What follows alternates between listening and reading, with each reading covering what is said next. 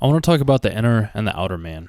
I have been dealing with this burden, this battle for the past couple of months, and I figured the best person to use is Itadori and Sakuna because we are all watching JJK. At least that's my hope that you're watching Jujutsu Kaisen. Otherwise, this will also make sense through an Avatar reference, which I'll have another video, one of those videos coming out here in the coming days, I would say. So to make sure you never miss that, just subscribe to the channel. So the thing that I wanted to talk about here real quick is Sakuna and Itadori. Both of them are inhabiting the same body.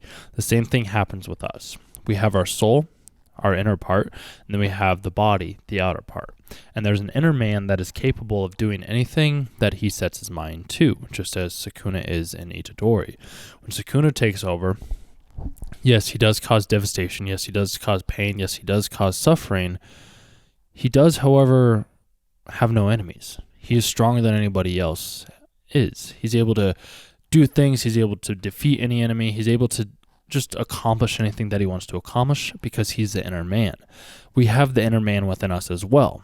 We get to dictate and decide whether that inner man is evil or whether that inner man is here for peaceful reasons.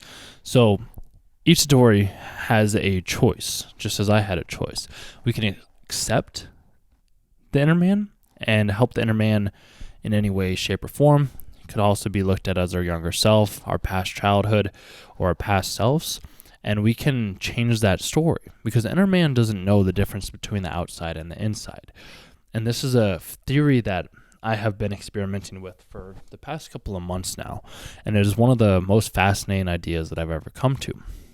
That's why when I talked about the reason for why Itadori had to fight a grasshopper, which you guys can check that video out at the end of this one, Itadori has always been somebody that has been strong-willed. He's always been capable. He's always been somebody that can achieve what he wants to achieve.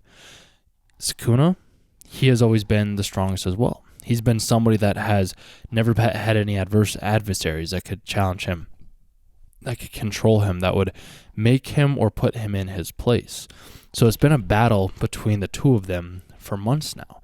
And it's a battle that has finally been won. It's a battle that has been accepted. It's a battle that has been acknowledged. And it all starts with acknowledgement. Because as I was at the sauna, the hot springs, I should say, the other day, the one that I was talking about in yesterday's video, as I was there, I came to realize that it finally is, there's no more like it's a part of me believes this or a part of me believes that. It's now just me. Like, I am here, I'm giving different types of value, I'm giving different types of content, I'm talking in different ways from the ways that I have in the past because I wanted to change the perspective. I didn't want the inner man to feel as if his words weren't of value. So I gave him a voice. I allowed him to think as big as he wanted to think. And that's the great thing is our inner man is just like Sakuna. And if you guys are familiar with Sakuna, which I know you are, if you've watched my channel, you understand that he is somebody that can do anything that he wants to do. I just want you to think, just for this next week, just because it's becoming January tomorrow, January 1st, I just want you to set a goal. Just try it for a week or two. Like, what if you didn't set any limitations on your thinking? What if you didn't what if you removed all those barriers and you thought bigger than you ever had thought beforehand?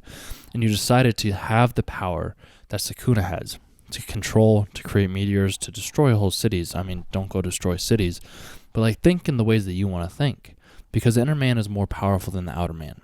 The inner man can do anything. The inner man has no boundaries, no limits, no limitations other than the ones that the outer man sets upon it.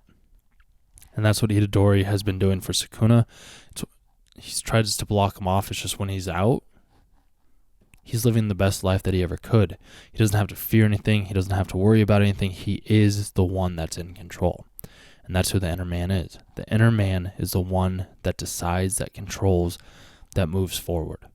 He's the one that doesn't have any limits.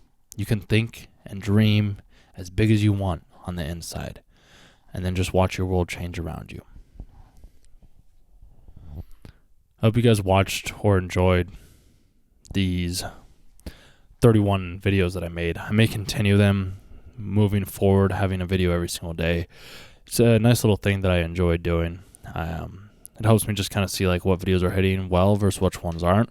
If you guys have any anime characters or anime series that you would like for me to review, just leave a comment down below, and I'll see if it's one that I can come up with a reference, which I'm really good at coming up with references for any character that I do end up watching. So just let me know down below. Otherwise, I'll talk with you guys in the next one.